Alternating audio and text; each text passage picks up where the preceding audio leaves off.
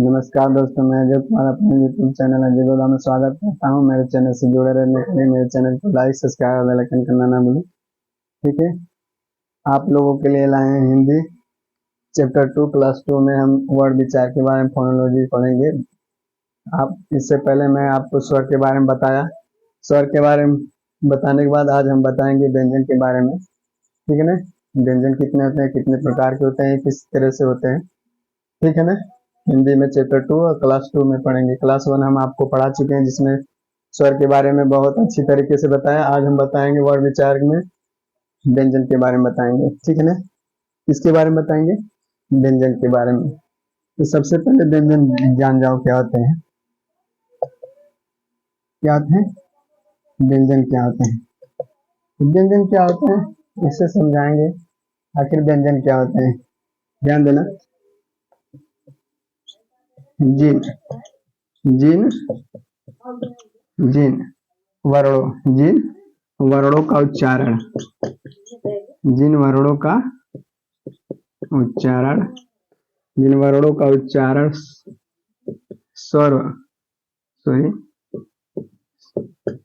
स्वर के साथ जिन वर्णों का उच्चारण स्वर के साथ किया जाता है।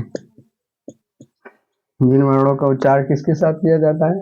स्वर के साथ किया जाता है। उन्हें हम क्या कहते हैं? उन्हें व्यंजन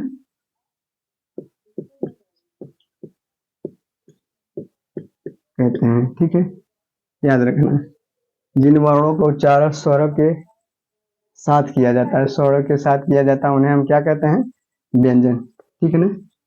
क से क से क से ज्ञ क से ज्ञ के जो वर्ड होते हैं, क से ज्ञ के वर्ड व्यंजन कहलाते हैं। व्यंजन कहलाते हैं। ठीक है, परंतु परंतु परंतु मूल व्यंजन कितने होते हैं? परंतु मूल व्यंजन की संख्या कितनी होती है? परंतु मूल व्यंजन की संख्या कितनी होती है? 33 होती है। कितनी होती है? 33 होती है। किस तरह से 33 होती है आज हम उसको बताएंगे। व्यंजन किसे कहते हैं? जिन वर्णों को उच्चारण स्वरों के साथ किया जाता है उन्हें हम व्यंजन कहते हैं। क से ज्ञ के वर्ड व्यंजन कहलाते हैं। परंतु मूल व्यंजनों की संख्या कितनी होती है? मूल व्यंजनों की संख्या होती है 33 होती है। ठीक है, बहुत सही, याद रखना। अब हम बताएंगे व्यंजन के भेद। क्या है? व्यंजन के भेद उच्चारण के आधार पर उच्चारण के आधार पर उच्चारण के आधार पर व्यंजन जो व्यंजन होते हैं, उच्चारण के आधार पर व्यंजन के 3 भेद होते हैं। 3 भेद होते हैं। कौन कौन से भेद होते हैं? पहला देखिए, कौन सा है? स्पर्श व्यंजन। कौन सा व्यंजन? स्पर्श व्यंजन। सेकंड क्या व्यंजन होता है? अंतस्थ व्यंजन। अंतस्थ व्यंजन। और जो तीसरा होता है उसको कहते हैं ऊष्मीय व्यंजन। ऊष्मीय व्यंजन। और वैसे तो 3 होते हैं और हम अपने से लिखवा दे रहे हैं। और क्या है? पार्श्व व्यंजन। कौन सा व्यंजन? पार्श्व व्यंजन। और 5वां क्या है? लुंठित व्यंजन। कौन सा? लुंठित व्यंजन। ठीक है, अब व्यंजन कितने प्रकार के होते हैं बता दिए कि स्पर्श व्यंजन, अंतस्थ व्यंजन, ऊष्मीय व्यंजन, पार्श्व व्यंजन, लुंठित व्यंजन और क्या होता है? लुंठित व्यंजन। ठीक है, ठीक है, अब इनको हम स्पर्श व्यंजन एक एक करके हम पढ़ाएंगे। ठीक है, देखते हैं, फिर आगे देखते हैं। अगर समझ में आया हो तो जरूर से बताइएगा कि कोई भी त्रुटि हो तो आप लोग कमेंट करके बताइए सर ये नहीं समझ में आ रहा, तो हम बताएंगे आप लोगों को, ठीक है ना। पहला कौन सा व्यंजन है? अस्पर्श व्यंजन। कौन सा व्यंजन? अस्पर्श व्यंजन। अस्पर्श व्यंजन कहता है जिन व्यंजनों के उच्चारण, जिन व्यंजनों जिन व्यंजनों के उच्चारण, जिन व्यंजनों के उच्चारण याद रखना, श्वास, श्वास मतलब जब हम सांस लेते हैं, वायु, मुख, श्वास वायु मुख के विभिन्न विभिन्न भागों,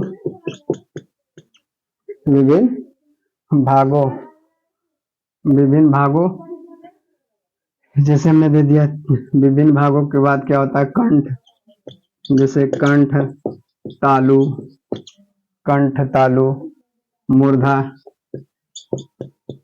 मूर्धा हो गया, दंत, ठीक है, दंत हो गया, उसके बाद दंत हो गया, और ओष्ठ, क्या? और ओष्ठ के स्पर्श से, और ओठ के स्पर्श से करती हुई आती है, करती हुई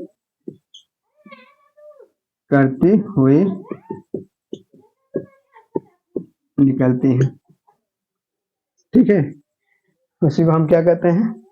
स्पर्श व्यंजन कहते हैं। स्पर्श व्यंजन कितने होते हैं आपको बताएंगे। देखो स्पर्श व्यंजन कितने होते हैं, देखो उच्चारण, समझ जाइए, उच्चारण हो गया, व्यंजन हो गया, व्यंजन के बाद वर्ग हो गया, क्या हो गया? वर्ग हो गया, और जाति हो गई।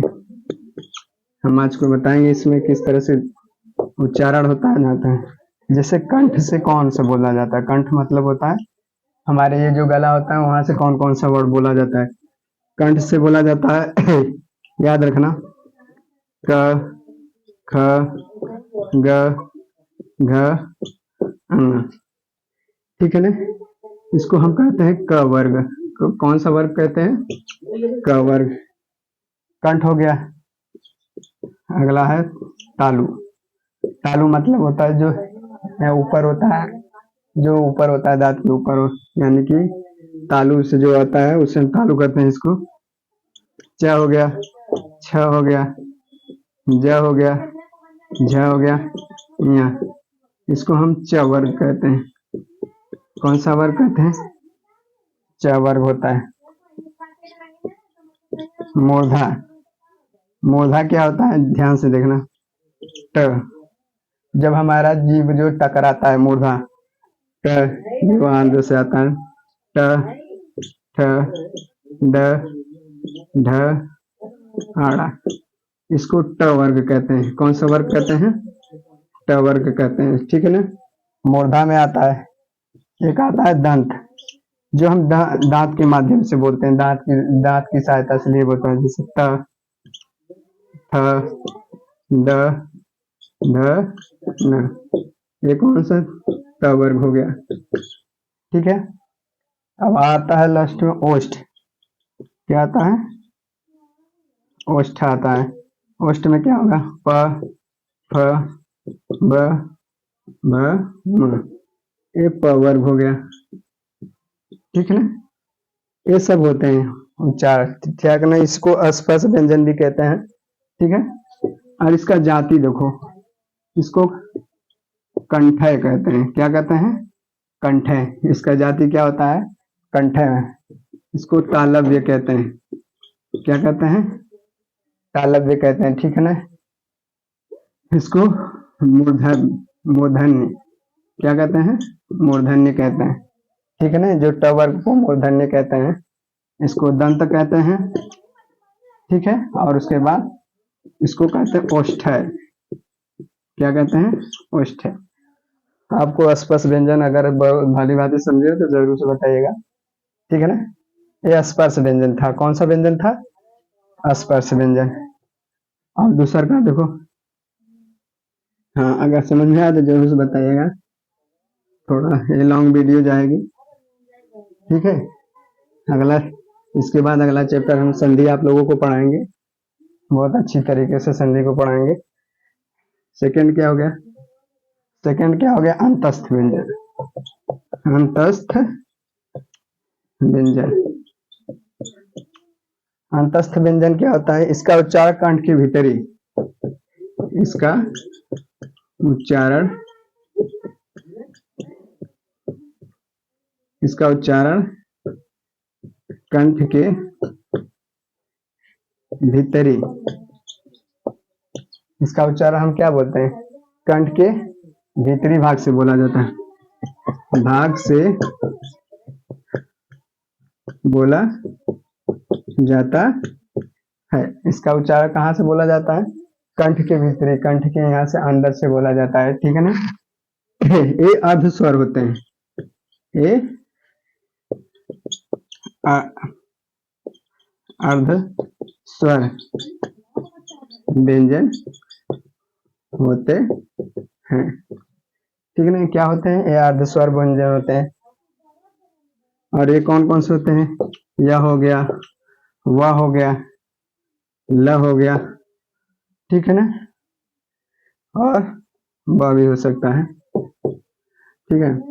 ये सब क्या है, ये अंतस्थ व्यंजन होते हैं। और इधर अस्वर व्यंजन, यह और यह को देखो स्वर व्यंजन किस लिए कहते हैं, जैसे वह और यह अर्ध स्वर व्यंजन इस तरह से, जैसे पहले क्या लिखाया जाता है, मही लाए, महिला पहले ऐसा लिखा जाता है, अब किस तरह से लिखता है, मही लाए। तो ये आधा स्वर का काम ना आधा स्वर बता रहा है कि नहीं, महिलाएं, ये भी महिला ए है, ये भी ए है, तो यानी ये आधा स्वर का काम कर रहा है, ठीक है। जैसे हमने दे दिया कौवा, कौवा था, अब किस तरह से लिखा जाता है, इस तरह से, आधा स्वर का काम ना कर रहा है ना, ठीक है। इसलिए इसे हम कौन सा व्यंजन कहते हैं, अंतस्थ व्यंजन कहते हैं, ठीक है। अब अगला व्यंजन कौन सा है, अगला व्यंजन आपको बताए थे कौन सा व्यंजन है, ठीक है, तीसर का उष्मीय व्यंजन, उष्मीय व्यंजन। उष्मीय व्यंजन कौन कौन सा, ध्यान से देखो, इनके उच्चारण, इसके उच्चारण क्या, इसके उच्चारण, इसके उच्चारण याद रखना है। जो उष्मीय व्यंजन होता है, इसके उच्चारण में, इसके उच्चारण वायु मुख के, वायु मुख के, इसके उच्चारण वायु मुख के विभिन्न विभिन्न विभिन्न भागों से, विभिन्न भागों से रगड़, क्या कर कर, रगड़ खाकर, खा रगड़ खाकर बाहर निकलता है, बाहर निकलता है, ठीक है ना। या इसको अगर ये व्यंजन जो होते हैं, श हो गया, श हो गया, षटकोर वाला श, और है, ये उष्मीय व्यंजन है। कौन सा व्यंजन है, उष्मीय। इसको बोलने में याद रखना कि आपकी सांसें फूलने लगती हैं, जैसे बोले श, श अगर डेली बोलोगे तो सांसें फूलने लगती है, श स ह, ठीक है ना। ऐसा लगता है कि अभी बाहर सांस निकल जाएगी, पूरा फूलने लगती है, ठीक है। इसलिए इसे हम क्या कहते हैं, उष्मा लगता है इसको बोलने में, इसलिए हम इसे उष्मीय व्यंजन कहते हैं, ठीक है। अगला व्यंजन देखो, एक एक व्यंजन को अच्छी तरीके से समझाएंगे, ठीक है। अगला व्यंजन देखो, अगला व्यंजन है संयुक्त व्यंजन। कौन सा व्यंजन है, संयुक्त व्यंजन। संयुक्त व्यंजन कौन कौन सा है, ध्यान देना, ऐसा व्यंजन, ऐसा व्यंजन जो, ऐसा व्यंजन जो दो व्यंजनों से मिलकर बना, व्यंजनों से मिल कर बना है। ऐसा व्यंजन जो दो व्यंजनों से मिलकर बना होता है उसे हम क्या कहते हैं? संयुक्त व्यंजन कहते हैं। ठीक है, जैसे संयुक्त व्यंजन कौन सा है? पहला से छतरी देखो, छतरी में क्या होता है कि आधा क होता है और पूरा स, तब इसके बाद छतरी बनता है। फिर त्र देखो, त्र में क्या होता है? आधा त होता है और पूरा र होता है। ज्ञ में देखो, ज्ञ में क्या होता है? आधा ज होता है और पूरा ञ होता है। ठीक है ना। और स्र में देखो, यानी स्र में बड़ा आधा स होता है और र, यानी संयुक्त मतलब होता है जुड़ा होना। तो जुड़ा क्या है? छतरी, यानी दो दो व्यंजन है कि नहीं? इसमें देखो, इसमें भी दो व्यंजन है, इसमें दो व्यंजन है, इसलिए हम क्या है? दो व्यंजनों से मिलकर एक संयुक्त व्यंजन बन जाता है। ठीक है ना, इसलिए हम संयुक्त व्यंजन कहते हैं। इनकी संख्या 4 होती है, छ, त्र, ज्ञ, स्र होते हैं। ठीक है, संयुक्त व्यंजन भी जान गए। अब अगला कौन सा व्यंजन होता है? समझ गए। अब अगला व्यंजन होता है तीसरा व्यंजन, देख लो, द्वित्व व्यंजन कहते हैं। कौन सा व्यंजन? द्वित्व व्यंजन। द्वित्व व्यंजन कहता है दो समान व्यंजनों के संयोग से, यानी कि दो समान व्यंजनों के संयुक्त से याद रखना, दो समान व्यंजनों के संयोग, या संयोग होता है, सॉरी, संयोग, संयोग, संयोग से। ठीक है, दो क्या लिखा है? दो समान व्यंजनों के संयोग से बनने बनने वाली, बनने वाली क्या होता है? बनने वाले व्यंजनों, बनने वाले व्यंजनों को द्वित्व व्यंजन कहते हैं। कौन सा? द्वित्व व्यंजन कहते हैं। तो द्वित्व व्यंजन कैसे होता है? जैसे याद रखना, दो समान, आधा का, ध्यान देना, आधा का पूरा का मिलकर क्या बनता है? ये बनता है। ठीक है, आधा ज पूरा ज मिलकर क्या बनता है? दो, इसको द्वित्व व्यंजन कहते हैं। आधा त पूरा त मिला के इस तरह से, ये कौन सा व्यंजन होते हैं? द्वित्व व्यंजन होते हैं।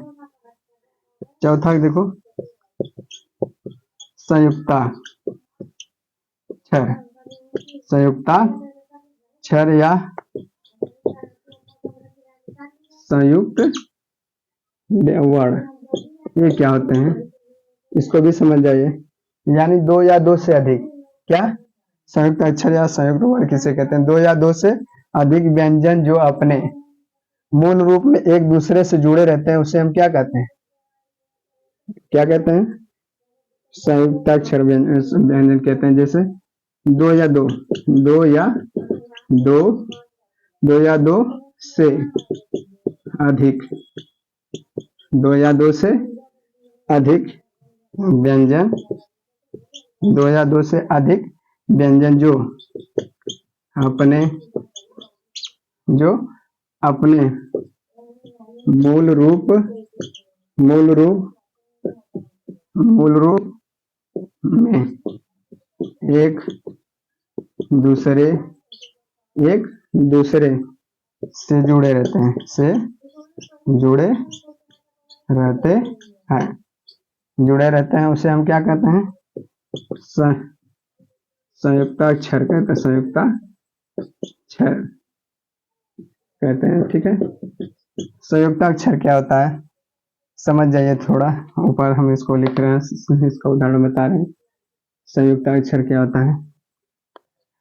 संयुक्ता का मतलब जैसे हो गया आपका आधा प हो गया और यह, इसको हम क्या लिख देंगे? प्या हो गया। क्या हो गया? प्या।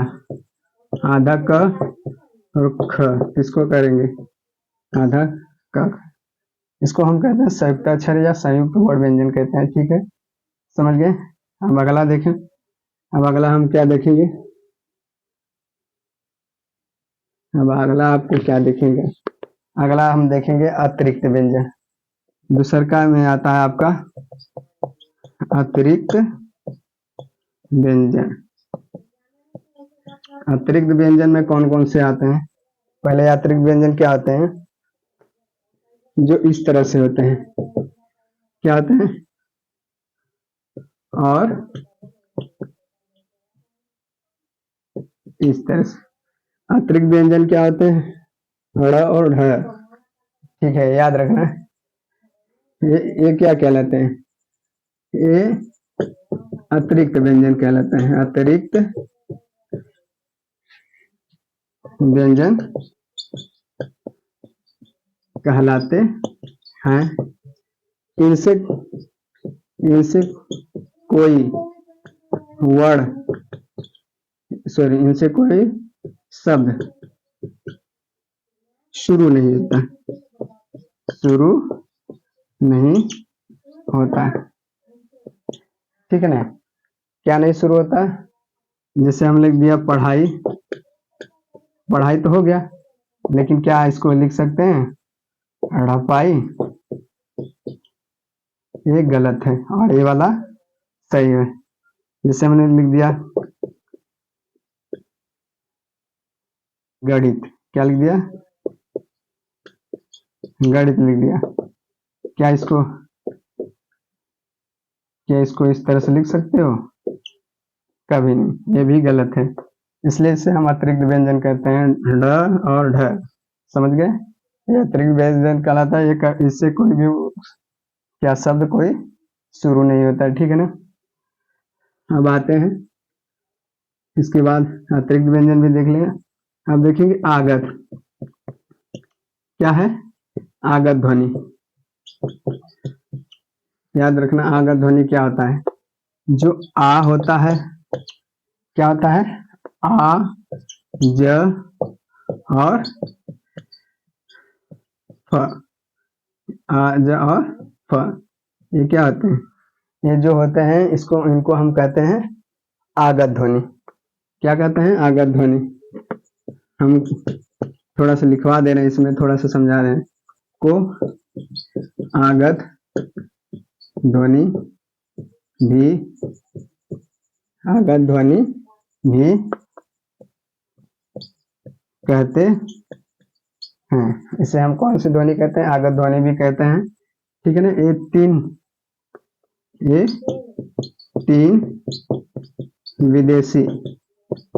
तीन विदेशी भाषाओं के वर्ड हैं, भाषाओं के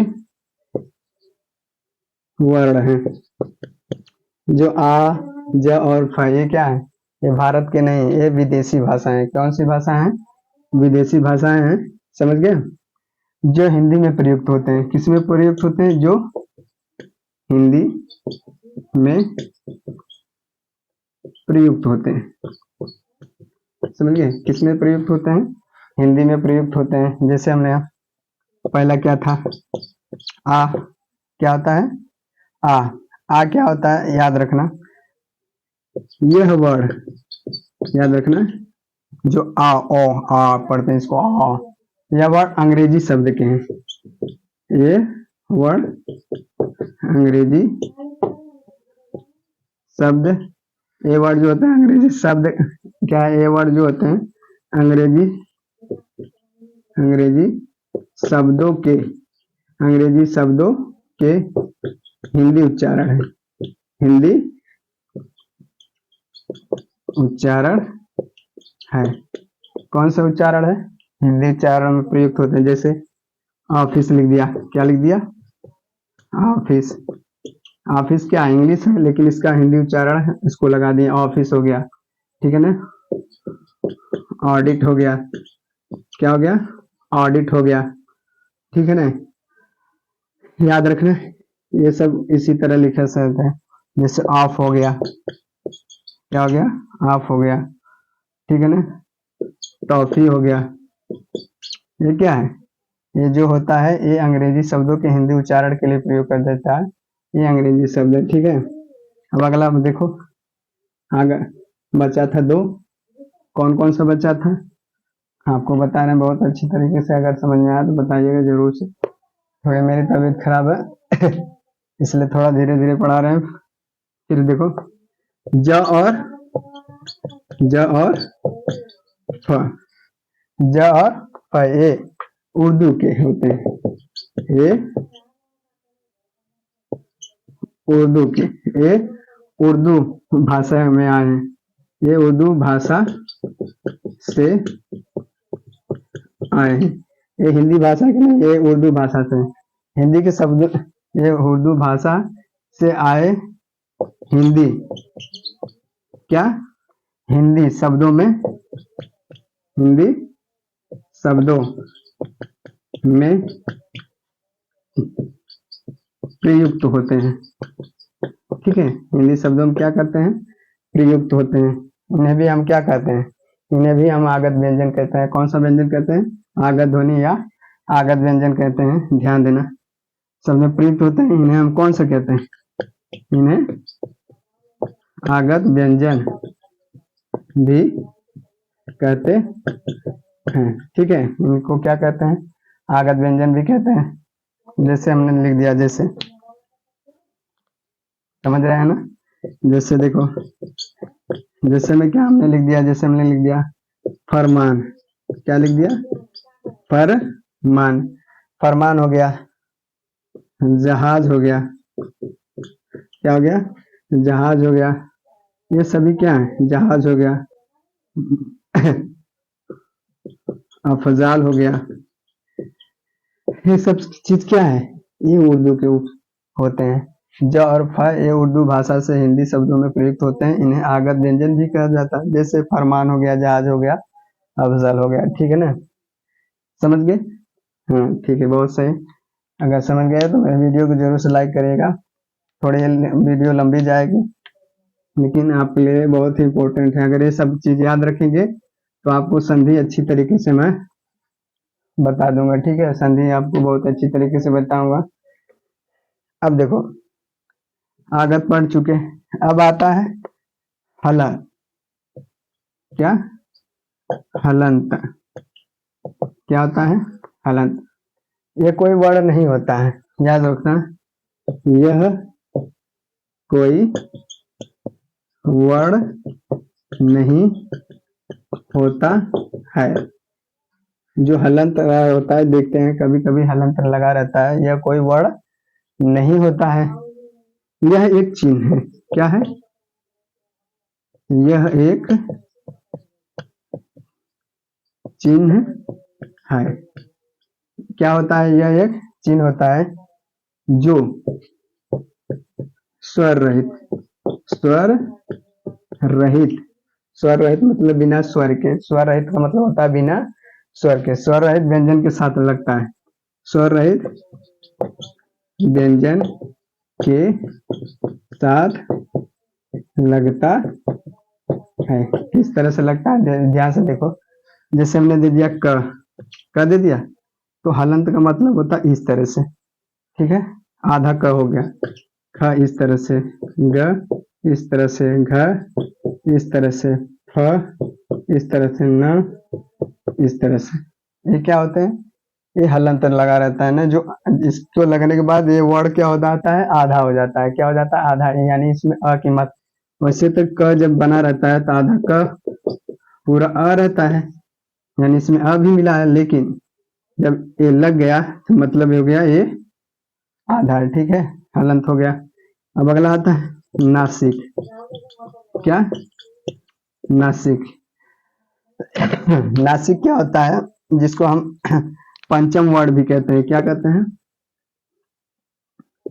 पंचम वर्ड। पंचम वर्ड क्या होते हैं, याद रखना, अंगा, क्या होता है, अंगा, च होता है, फिर उसके बाद ड़ होता है, न होता है, म होता है। ये जो नासिक होते हैं, नाक से बोला जाता है। किससे बोला जाता है, नाक से। इसका प्रयोग अनुसार हम अपने जब अपने नाक के द्वारा हम बोलते हैं, जैसे न, ञ, ड़, न, म, इसलिए इसको हम नासिक व्यंजन भी कहते हैं।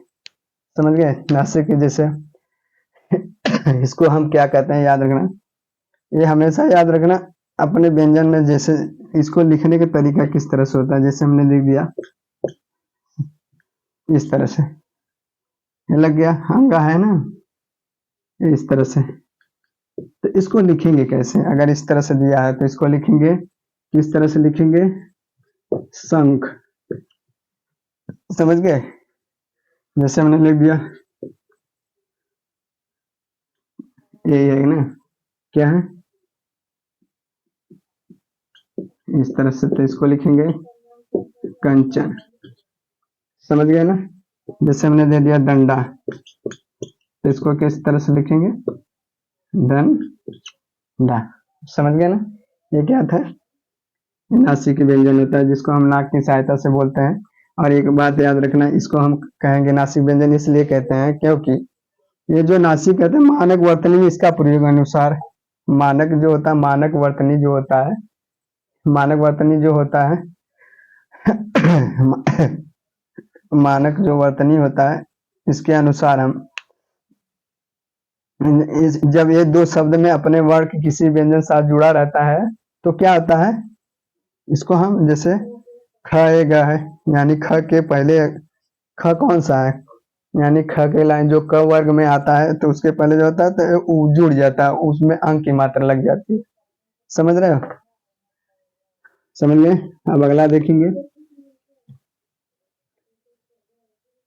अब अगला देखेंगे, आपको अगला क्या देखेंगे, र के रूप, र के रूप। तो र के कितने रूप होते हैं आपको बता दें, र के प्रयोग रूप से 3 रूप होते हैं। कितने रूप होते हैं, 3। र के क्या, र जो र का प्रयोग है, र का प्रयोग, र का प्रयोग 3 रूप से किया जाता है, 3 रूप में होता है। कौन सा होता है, ध्यान से देखना, 3 रूप में होता है। पहला क्या होता है, वर्ण रूप में, किसमें रूप में, वर्ण रूप में। वर्ण का मतलब होता है कि जैसे हम रूप लिख दिए, वर्ण रूप मतलब हो गया रथ, क्या हो गया, रथ हो गया, रुपया हो गया, रुपया हो गया, ठीक है ना, रोहन हो गया, ये सब क्या होते हैं, वर्ण रूप में हो गया। सेकेंड क्या है, रेफ, क्या होता है, रेफ, रेफ में क्या होता है कि वो इस तरह से लगा होता है, ठीक है ना, रूप में। देखो इसका प्रयोग कब करते हैं, ज र, यानी कि ज र स्वर रहित, स्वर, जब र स्वर रहित, जब र स्वर रहित, स्वर रहित होता है, क्या होता है, होता है तो, होता है तो अगले, अगले, अगले व्यंजन, अगले व्यंजन के ऊपर, अगले व्यंजन के ऊपर इस तरह से लग जाता है, अगले व्यंजन के ऊपर, ऊपर लगाया जाता है। किस तरह से लगाया जाता है, जैसे हमने दे दिया, देखे क लिख दिए, क पूरा है, र आधा हलंत हो गया, म, इसको हम क्या लिखेंगे, कर्म, क्योंकि ये र जो होता है स्वर रहित, मतलब इसमें स्वर नहीं होता, इसलिए हम इसको कहेंगे रेफ में कहेंगे, ठीक है ना। अगला देखो, जैसे हम लिख दिया वह हो गया, आधा र हो गया, सा हो गया, इसको हम क्या करेंगे, वर्षा, इस तरह से लिखेंगे, ठीक है ना। और देखो ये तो समझ गए ना, यानी कि पहला हो गया वर्ण रूप में होता है, दूसरा का रेफ में होता है, यानी जो सब जब ये क्या होता है, स्वर रहित होता है, ठीक है ना। और लास्ट क्या है आपका, लास्ट है, आपको बता रहे हैं पदेन। तीसरा क्या क्या होता है, पदे, पदेन का प्रयोग किस तरह से किया जाता है, इस तरह से होता है, ठीक है ना, और इस तरह से होता है, इस तरह से होता है, 3 प्रकार से होता है। याद रखना पदेन में क्या है। इस रूप में र का दो तरह का यूज होता है। पहला क्या होता है, र से पहले जब कोई बा, यानी कि र से पहले कोई, र से पहले कोई खड़ी पाई, खड़ी खड़ी पाई वाले, खड़ी पाई वाले, खड़ी पाई वाले व्यंजन, खड़ी पाई वाले व्यंजन स्वर रहित, स्वर स्वर रहित। जैसे हमने दिया प च, यानी क्या हो गया, स्वर रहित मतलब जब ये हलंतर लग जाता है तो यानी स्वर रहित होता है, बिना स्वर वाला, ठीक है ना। होता है, होता है, हाँ। तो र, जो ये र होता है, इस र, इस र उस व्यंजन, उस व्यंजन के नीचे हो जाता है। क्या हो जाता है, नीचे जुड़ जाता है, जुड़ जाता है। किस तरह से जुड़ता है हम बता रहे हैं। कौन से, देखो जैसे हमने क्या कह दिया, जैसे प हो गया आधा, र हो गया और ड़ हो गया। इसको हम जोड़ेंगे, ये जो प है पहला स्वर रहित था, उसके बाद र आया ना, इसको हम इस तरह से लिखते हैं, प लिख दिए, इस तरह से जुड़ गया कि नहीं, प्राण हो गया। क्या हो गया, प्राण हो गया, ठीक है। हम जैसे हमने दे दिया, और कौन है, जैसे दे दिया च क और र, यानी क्या हो जाएगा, ये आधा है तो यहाँ र लगा है, तो इसको हम क्या लिख सकते हैं, चक्र लिख सकते हैं। क्या लिख सकते हैं, चक्र, जिसमें ए र पूरा है, र पूरा है और बाकी है, ठीक है। अब लास्ट एकदम आपका नियम क्या है, लास्ट नियम क्या है कि सेकेंड में जो आपको मिलेगा, सेकेंड में आपको क्या मिलता है, देखिए ध्यान से। र से पहले जब, र से पहले जब, र से पहले जब कोई, जब कोई घुंडी, जब कोई घुंडी वाले स्वर रहित, स्वर रहित, स्वर रहित, याद रखना। जैसे हम दे दिया ट ड, यानी ये स्वर रहित है ना, आदि, आदि हो तो, आदि हो तो र उस व्यंजन, र उस व्यंजन के साथ, र उस व्यंजन के साथ इस प्रकार, इस प्रकार जुड़ता है। किस प्रकार जुड़ता है, देखो किस प्रकार जुड़ता है। जैसे हमने दे दिया ट है, आधा है, फिर र हो गया, फिर उसके बाद क हो गया, तो क्या करेंगे, ट्रक, क्या हो जाएगा, ट्रक हो गया। जैसे हो गया ड, र हो गया, फिर उसके बाद म, क्या लिखेंगे, ड्रम, ठीक है। इसके बाद आपको समझ में आया होगा कि, तो हम जरूर से बताइएगा। मेरे चैनल पर जुड़े रहने के, मेरे चैनल पर जरूर से लाइक शेयर और कमेंट करना ना भूलें, और सब्सक्राइब करना ना भूलें, ठीक है। ठीक है, आज व्यंजन, यानी कि आज हिंदी चैप्टर 2 क्लास 2 में आप वर्ड विचार में जो व्यंजन था पूरी तरह से समाप्त हो गया। हम अगले वीडियो में मिलेंगे संधि के रूप में, संधि आप लोगों को पढ़ाएंगे अगले वीडियो में। तब तक के लिए बाय बाय, नमस्कार, धन्यवाद, ठीक है।